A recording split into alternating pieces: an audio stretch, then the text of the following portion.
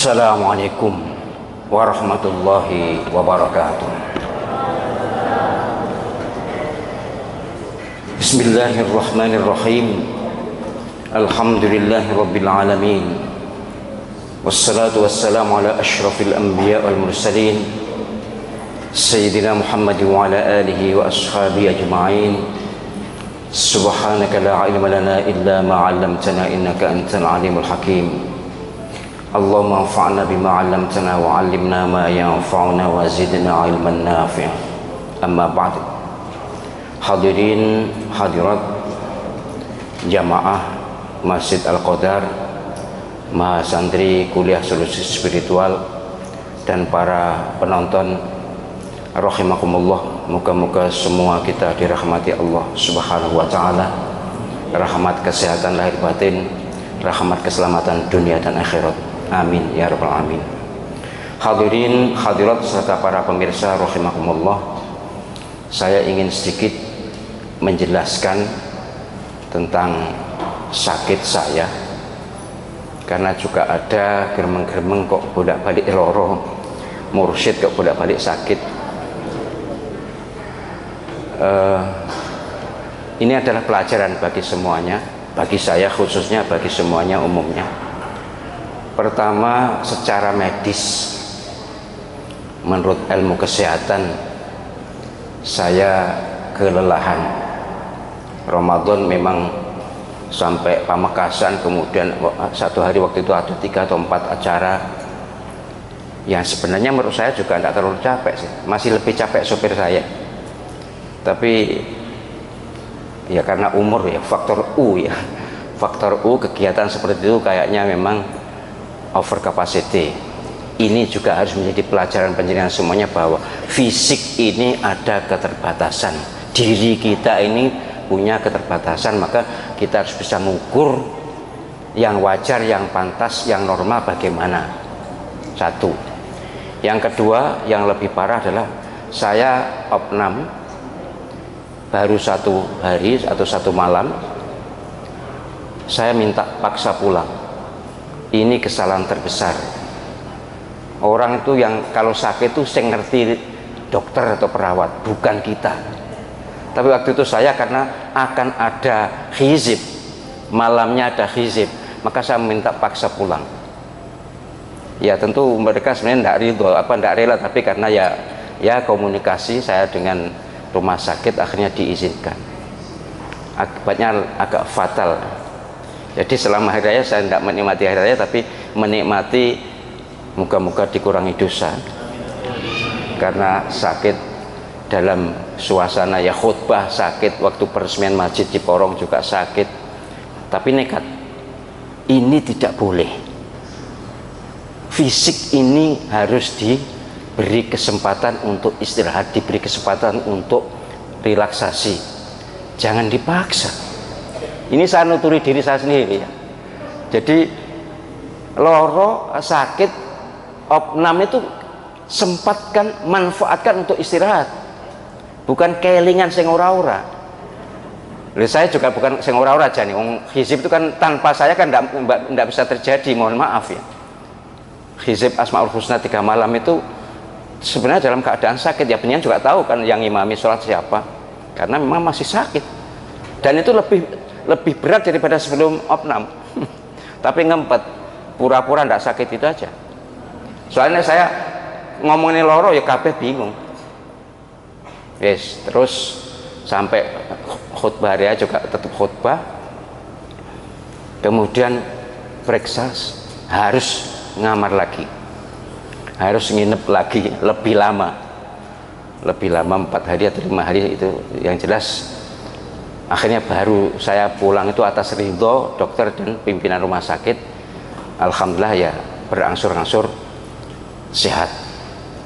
Ini secara medis. Yang kedua, boleh percaya boleh tidak penjenengan, secara non medis. Sejak awal sebelum sakit, saya memang sudah merasa ini ada apa antara fisik saya dengan perasaan sakit, kok tidak sama. Panas dari dalam, perut sering melilit, geger, apa geger apa sih? punggung ya, punggung celekit-celekit. Saya merasa, tapi hanya merasa, wah ini enggak wajar ini. Tapi ya baru meraba saja. Ini kayaknya saya kena limbahnya, saya membackingi mahasantri yang terapi. Yang terapi kan biasanya lapor saya, yang rupiah itu loh.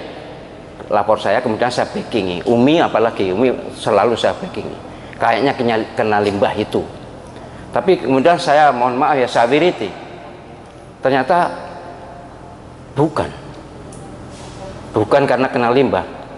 Karena setiap setelah saya membentengi teman-teman atau mahasantri itu, saya lakukan proteksi, wirid perlindungan diri ya, wirid kita hizib itu. Terus yang kedua, oh kok bukan?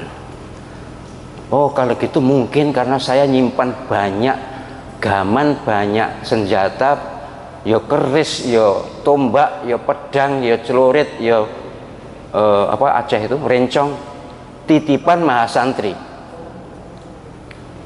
Memang saya terima, tapi saya buang. Nek pengen goleknya kali nguri. Nah, tapi saya membuang juga tidak buang syukur buang, ya mesti tentu saya zikir kan. Mungkin kena ini, artinya mereka tidak terima lalu menggeliat. Tapi kemudian saya wiriti, ternyata tidak. Terus saya punya perasaan, mohon maaf ya, hanya perasaan. Ini kayaknya berarti ada yang ganggu. Tapi saya juga tidak berani nuduh siapapun. Perasaan saja, saya juga tidak ngomong keluarga sama sekali. Kalau yang pertama, kedua tadi saya ngomong bahwa saya kena limbahnya ruqyah atau karena nyimpan gaman itu, saya ngomong sama istri saya. Tapi yang ketiga ini saya tidak ngomong. Ada yang ganggu, makanya awet. Ya tentu saya lawan. Ya alhamdulillah ada ilmu untuk melawan. Ya ilmunya bisa saya berikan penjenengan. Tinggal lakoni urip aja yang mungkin bisa berbeda, atau lamanya wirid itu. Kan saya sudah puluhan tahun, dan penjenengan mungkin baru 7 tahun itu. Ya, akhirnya saya menemukan perasaan saya, oh iya ada yang gangguin. Tapi sekali lagi saya tidak ngomong siapapun, karena saya juga pesan pada penjenengan, nek diganggu, nek disandet uang, oh jangan ngomong, kan saya begitu. Terus ada santri saya, mahasiswa dulu, mahasiswa lama, mahasiswa yang sekarang sudah jadi ustadz, sudah jadi kiai, sudah punya santri, mengucapkan Idul Fitri pada saya. Saya balas ya sebagaimana yang saya ucapkan pada penjenengan, mungkin sebagian bahwa saya memang dalam kondisi pemulihan sakit. Saya baru bisa membalas sekarang ini. Langsung dia membalas lagi, Ustadz,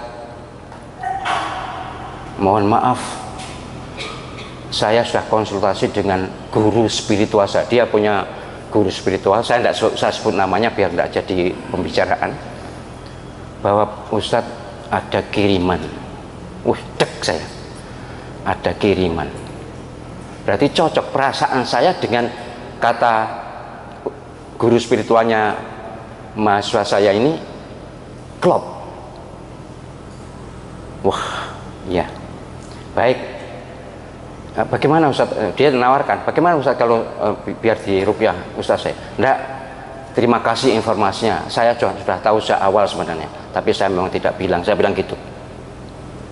Akhirnya ya saya, ya tentu sebagai mursyid masuk kurang lakon ya, enggak ya. Ya saya wiriti. Ya mohon maaf ya, santet itu kiriman pasti ilmu hitam, enggak mungkin ilmu putih ngirim, enggak mungkin, pasti hitam. Dan konunnya, undang-undangnya atau fatsunya atau apapun namanya, aturannya, hukumnya, bahwa nyantet itu kalau ndak mempan pasti balik kepada yang nyantet atau kepada yang nyuruh nyantet. Itu hukumnya seperti itu. Mulanya nek nyantet wong aja sembrono, pikir-pikir dulu, kuat ora. Tapi saya sesungguhnya tidak minta itu. Kalau kalau saya boleh milih, saya berharap yang ngirim itu taubat. Nek perlu ngaku di depan saya, itu lebih bagus ya. Nggak usah dibalas. Tapi entahlah, ini terserah Allah SWT memang. Kalau saya begini, saya ndak berharap dibalas atau ndak terserah wis. Hukum ini berlaku. Apalagi hukum setan itu jelas, mereka kalau ndak kuat mesti balik karena mereka sakit. Mohon maaf ya, mereka saya wirid itu sakit, setannya itu loh sakit. Dan dia kan harus cari kompensasi, cari tombol. Ya tombolnya balik yang sing nyantet atau yang nyuruh nyantet.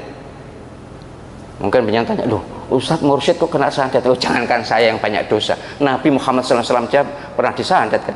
Kemudian turun surat Al-Falaq dan An-Nas itu. Jadi ini bukan soal orang baik tidak baik, mohon maaf saya jelas bukan orang baik, tapi masalahnya adalah ada yang gondrong atau tidak, ada yang merasa memusuhi atau tidak. Tapi ya saya alhamdulillah saya tidak punya lubang terhadap orang yang ngirim itu. Lubang itu maksudnya kesalahan, saya tidak punya. Apalagi alhamdulillah saya punya proteksi, dan proteksi ini saya ijazahkan pada panjenengan sekarang. Ya, kalau panjenengan merasa kena apa-apa itu ya tentu jelas hizib Asmaul Husna itu. Kemudian tambahannya yang sudah pernah saya sampaikan pada panjenengan itu, jadi sholat harus ajek, sholat harus tegak, kalau bisa selalu berjamaah. Kalau tidak bisa, kalau seperti saya sakit ya tidak mungkin bisa berjamaah. Tapi saya juga berusaha selalu berjamaah dengan anak saya atau dengan istri saya. Kemudian 2 ayat akhir surat At-Taubah dibaca pagi dan sore. Ya boleh sering, boleh, tapi khawatir saya cepat bosan nanti. Minimal pagi dan sore, sama dengan Bismillahirrahmanirrahim. Anjurannya pagi dan sore. Tapi kalau penyanyi agak sering boleh, asal tidak bosan.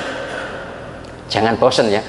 Sebab ini yang terpenting itu, jadi bukan banyaknya bacaan zikir, tapi istiqomahnya zikir. Itu lebih penting. Jadi penjenengan misalnya, wah sekarang baca itu sampai 100 kali misalnya. Tapi besok sampai enggak, baru nanti bulan depan baca 100 kali lagi. Itu enggak ngefek. Kalaupun ngefek enggak kuat, pertahanan itu enggak kuat. Lebih kuat adalah dibaca secara rutin walaupun sedikit. Dan memang Nabi kan mengajarkan begitu. Nabi tidak pernah mengajarkan zikir banyak, itu tidak pernah. Ewan itu tidak pernah. Ewan itu ribuan. Nabi menyebut angka, ingat saya paling tinggi 100. Itu Nabi SAW. Tapi kalau orang-orang memberi jasa kadang 4.444 atau 16.000, ya terserah kalau punya mau. Tapi kalau dari sini, dari KSS ini tidak ada ijazah yang berat-berat, itu tidak ada. Semuanya ringan dan mudah dilaksanakan. Juga tolong zikir COVID itu sebenarnya namanya aslinya bukan zikir COVID ya. Itu hanya karena musim COVID saya sebut zikir COVID. Itu penamaan itu saya, tapi sesungguhnya dari Nabi juga bukan zikir COVID. Pokoknya itu zikir proteksi, zikir pertahanan diri, zikir pelindungan diri. Yang kita baca tadi loh, 5 macam tadi. Kemudian plus ya Rahman ya Rahim dan ya Qayyamatin, itu plusnya. Tapi kalau yang dari Nabi kan Bismillahirrahmanirrahim. Kemudian hasbunallahu wa ni'mal wakil, ni'mal maula wa ni'man nasir, la ilaha illa anta subhanaka inni kuntu minadz zalimin, Allahumma shalli ala sayyidina Muhammad, la haula wala quwwata illa billahil azim. Itu pagi dan sore. Yang sunnah atau yang dianjurkan dalam hadis memang pagi dan sore. Tapi kalau pengen membaca lebih tentu boleh, tapi khawatir saya gak istiqomah. Ngotot mau coba akeh bakno terus lader. Ya, jadi ini sekaligus saya berharap bahwa saya ceritakan adalah pelajaran bagi penjenengan semuanya. Kemudian saya beri ijazah, sebenarnya sudah pernah saya berikan, tapi waktu saya sakit itu yang saya gunakan untuk proteksi dan untuk mengusir. Alhamdulillah sudah hilang sama sekali. Tapi tetap kuru ya. Tetap kurus, namanya orang sakit fisik ya. Fisik ini yang kurus ya. Tapi kalau semangat alhamdulillah insya Allah tidak. Ya entah 45 atau 54. Yang jelas saya berharap semua mahasantri juga para penonton mengambil zikir-zikir yang dari Rasulullah Muhammad sallallahu alaihi wasallam, itu pasti kuat, pasti kokoh. Bukan zikir karangan, zikir buatan, enggak lah, saya tidak berani itu. Juga sebelum tidur baca ayat kursi selalu, jangan lupa itu. Walaupun satu kali tidak apa-apa, ayat kursi. Nek Nabi memang Al-Fatihah, Al-Ikhlas, Al-Falaq, An-Nas, ayat kursi. Bahkan Al-Mulk. Penjenengan paling gak sida turu gitu ya. Baik, itu sekedar pelajaran yang bukan sekedar sih, itu pelajaran mahal.